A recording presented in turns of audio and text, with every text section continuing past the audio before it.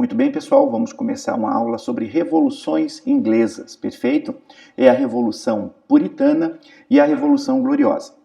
Por definição, o que é isso? Foi um movimento político, militar e religioso que destrói o absolutismo na Inglaterra, né?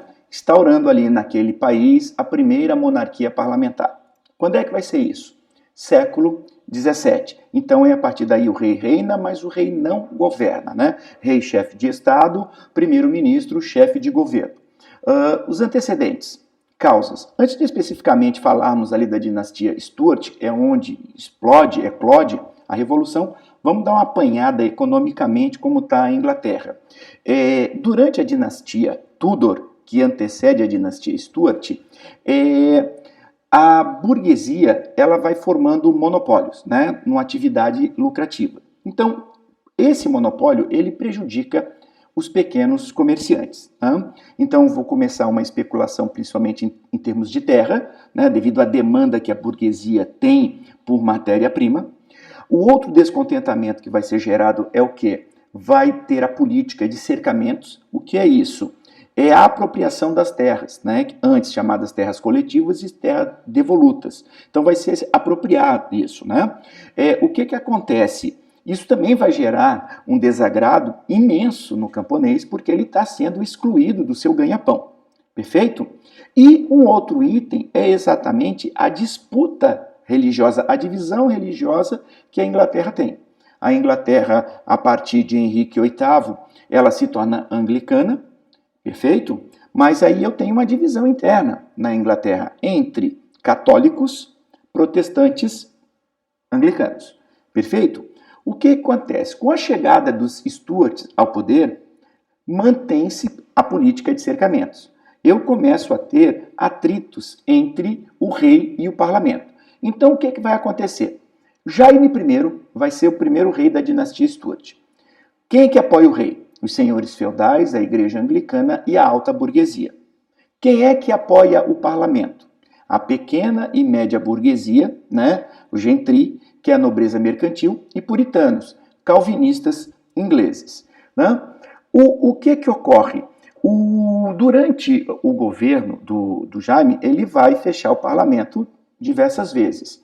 E ele vai ter dentro do seu governo algo chamado de a Revolução da Pólvora, perfeito? Ou conspiração da pólvora, que é a tentativa, em novembro de 1605, de explodir o parlamento. Né? Então, ele tem uma política de perseguição. Ele quer o quê? Ele quer governar baseado na teoria do direito divino dos reis. Né? Um rei absolutista. Então, ele não quer se sujeitar nem a católicos e nem a puritanos. Ele vem com a política de aumento de impostos e ele dissolve o parlamento novamente entre 1614 e 1622. Então, ou seja, essa figura aí que surge para você, o Jaime, ele vai governar de uma forma despótica, perfeito? Muito bem. Quem é o seu sucessor? Carlos I. Carlos, ele vai ampliar o poder da nobreza. Né? Então, o que acontece? O Carlos ele se envolve em vários pequenos conflitos. E ele precisa de dinheiro. Então ele pede apoio ao parlamento.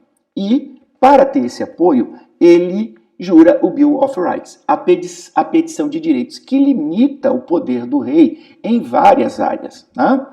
O que ele faz? Ele vai ter um outro atrito gigante, porque ele vai tentar impor o anglicanismo na Escócia. E o que vai ocorrer? Entre 1642 e 1649 vai estourar a primeira revolução, perfeito? O que temos a partir daí? Os puritanos, eles vencem Carlos I e ele é decapitado, ele vai ser acusado de traição, perfeito? Então, seguindo aí, o que acontece? Aí a figurinha do Carlos I, posteriormente vai começar o governo de quem? De Oliver Cromwell. Né, chamada a República de Cromwell, que vai ser de 1649 a 1660.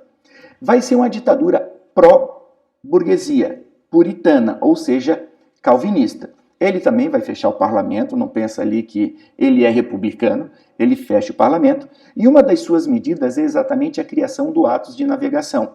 em 1650. O que é essa medida? É uma medida que vai incentivar a economia, aumentar a economia interna. Por quê? O transporte de mercadorias era feito basicamente por navios não ingleses. Então, a partir do atos de navegação, toda mercadoria entrando ou saindo em território inglês deveria partir de navios ingleses. Isso, inclusive, era uma forma de conter o custo do preço dos produtos que entravam na Inglaterra, né? Porque você tinha um atravessador. E também vai incentivar a construção naval, né? Porque a partir deste momento, o que ocorre? Você vai ter um aumento significativo na marinha inglesa. E aí ele vai ter uma guerra, porque a Holanda vai se posicionar contra isso. Então vai ter a guerra contra a Holanda, que vai de 1652 a 1654. Quando a Inglaterra vence, a supremacia naval passa a ser inglesa, né? Então eu vou ter o desenvolvimento da marinha e do capitalismo inglês, né? Cresce porque eu estou tendo um governo pró-burguesia. Perfeito? Muito bem. Aí a imagem do Oliver Cromwell. Seguindo. Aqui você tem o atos de navegação, né? Uma imagem mostrando em que inicialmente os produtos partiam da Inglaterra e vinham em navios de outros países. Ponto. Isso aí agora é com navios ingleses. Vamos lá. A restauração. Quando Oliver Cromwell morreu, no final do seu governo, ele estava fazendo um acordo com o parlamento, né, de como deveria se comportar um governo. Então seriam as leis. Só que ele morre antes disso ser alinhavado, né, ser aprovado definitivamente. E aí o seu filho Richard, ele assume, mas ele não tem a mesma postura do pai, ele não tem o mesmo tino administrativo político. O que acontece? Vai vir novamente, então, com o apoio do parlamento, Carlos II. Ele vai governar, que é da dinastia Stuart, é chamado de restauração. Ele vai governar de 1660 a 1665. Né? Qual é o detalhe do Carlos? Ele é anglicano, ele é pró-católico e ele tem uma aproximação com Luís XIV, né? E com a Igreja Católica. Essa aproximação causa um certo desconforto, principalmente entre os anglicanos, porque Luís XIV era considerado o rei sol, l'estais moi, né? O Estado sou eu, era o símbolo do absolutismo. Então, o parlamento, numa das suas medidas restritivas, cria o habeas corpus, né? Lembre-se, os senhores, o habeas corpus quer dizer o seguinte: se não há, na teoria, mais ou menos isso, né? Lembrem-se lá, se não há condenação, não, eu não fui, se eu não fui julgado, eu não fui condenado. Então, se eu ainda não fui condenado, não tem motivo para que eu esteja preso. Então, eu impetro um habeas corpus, que me mantém livre enquanto houver o julgamento. Essa é a teoria do habeas corpus, perfeito? E aí, o que acontece? O Carlos II vai fechar o parlamento em 1683. Né? Vamos lá. Depois do Carlos II, vem Jaime II, seu irmão.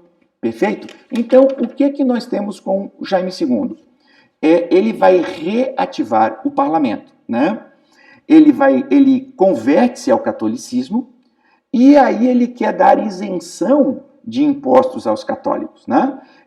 Isso, claro, que vai totalmente contra a visão burguesa da época, né? Porque ele tem o apoio do Luís XIV. E aí o que acontece? O parlamento resolve agir. Que o parlamento tem um medo do retorno deste catolicismo. E aí o que acontece? Eles vão articular o parlamento com a Maria II, filha de Jaime II, para assumir o parlamento. E aí então vai se começar algo que nós vamos chamar de Revolução Gloriosa. Perfeito? O que acontece? Guilherme III, ou o famoso Guilherme de Orange, ele é o rei dos Países Baixos, né? O que ele faz? Ele vem com o seu exército em direção a Londres, à Inglaterra, né? E vai assumir o poder sem nenhum conflito, porque o que ocorre? O Jaime, ele vai fugir, perfeito? E aí, para se tornar rei, o Guilherme de Orange, ele então vai aceitar a imposição do parlamento, ele vai acatar o famoso Bill of Rights, que é a Declaração de Direitos. Ou seja, a partir deste momento, o rei na Inglaterra, ele vai reinar, ele não vai governar. Então, o parlamento vai decidir sobre impostos, garantia de propriedade privada, as liberdades individuais e a divisão do poder. Rei, chefe de Estado, parlamento, primeiro-ministro, chefe de governo. Perfeito? Então, galera, esta aqui é a nossa Revolução Gloriosa. E qual é a importância dela? Bom, fim do absolutismo, a burguesia assume o poder pelo parlamento, né? Ela passa a controlar o parlamento, então você tem uma monarquia parlamentar. O rei reina, o rei não governa, e eu tenho a implantação do liberalismo, né? Do liberalismo econômico.